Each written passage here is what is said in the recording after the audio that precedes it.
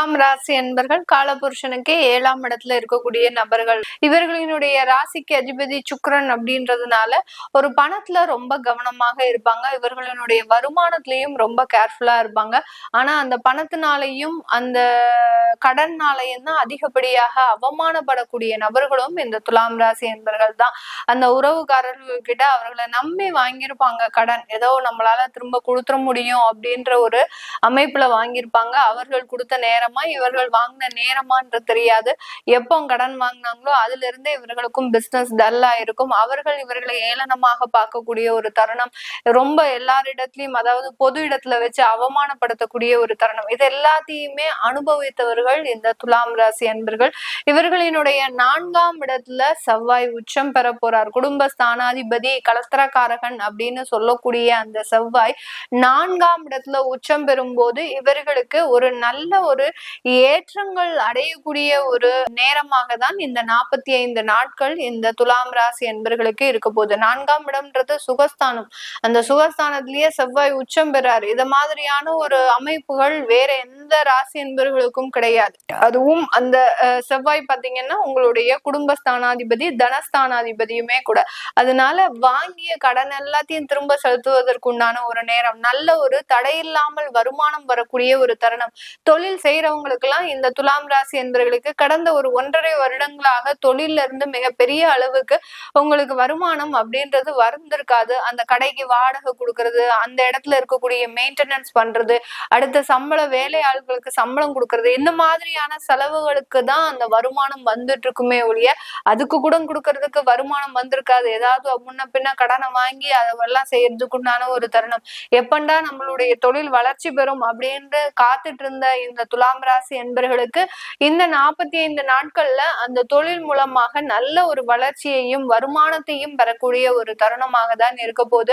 இந்த காலகட்டம் சொத்துக்கள் வாங்கக்கூடிய ஒரு நிறைய முயற்சிகள். இந்த துலாம் ராசி என்பவர்கள் பெரிதாக சொத்துக்கள் மீது ஒரு ஆசை அப்படின்றது இருக்காது.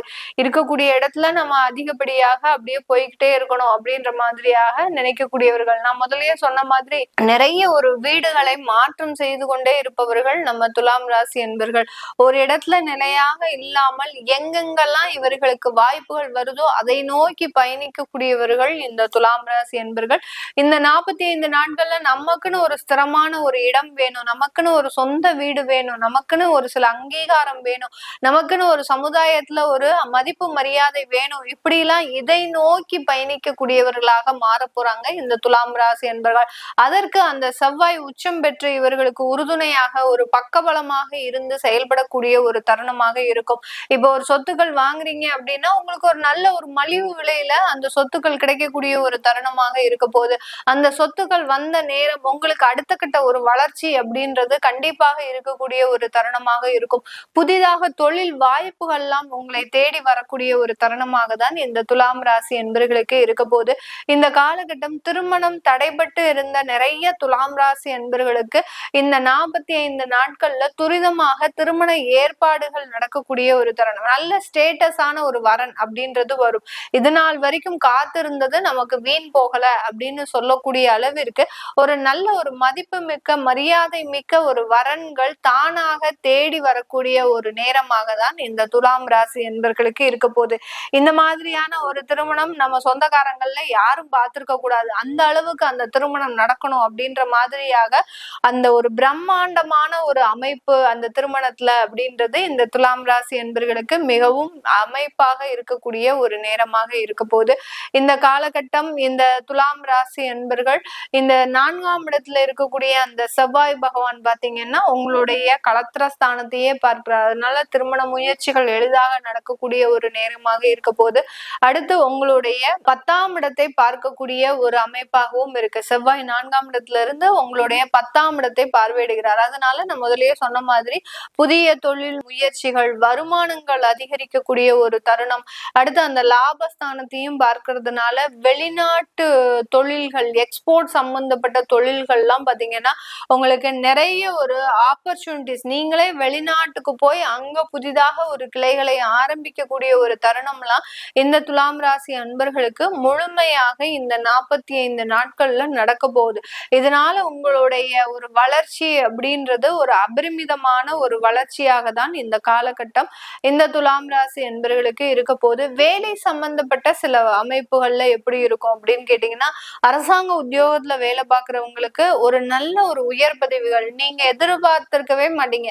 இந்த துலாம் ராசி என்பர்கள் இந்த ப்ரமோஷன்ஸ், டிரான்ஸ்பர்ஸ் இதெல்லாம் எதிர்பார்க்காம தான் அந்த அரசாங்கத்துல வேலை பார்ப்பாங்க.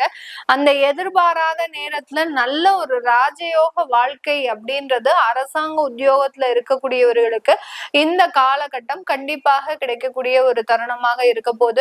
ப்ரொஃபஷனல் ஜாப்ல இருக்கிறவங்களுக்கும் அவர்களினுடைய வேலை ரீதியான ஒரு அங்கீகாரம், இப்போ நீங்க ஒரு லாயர் கிட்டயே நீங்க அசிஸ்டண்டா ஒர்க் பண்ணிட்டு இருக்கிறீங்க அப்படின்னா நீங்க சுயமாக உங்களுடைய சொந்தமாக கிளையன்ஸ் எல்லாம் பாக்குறதுக்கு உண்டான ஒரு தருணமாக இருக்கும்.